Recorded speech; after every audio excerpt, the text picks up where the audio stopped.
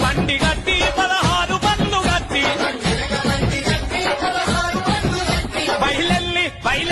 బయలెల్లి పొదవురారో మన కేసీఆర్ సభకు నడుగటి పొదవురారో మన బీఆర్ఎస్ సభకు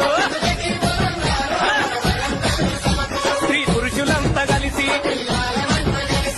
బండెనక బండి గట్టి 16 బండ్లు గట్టి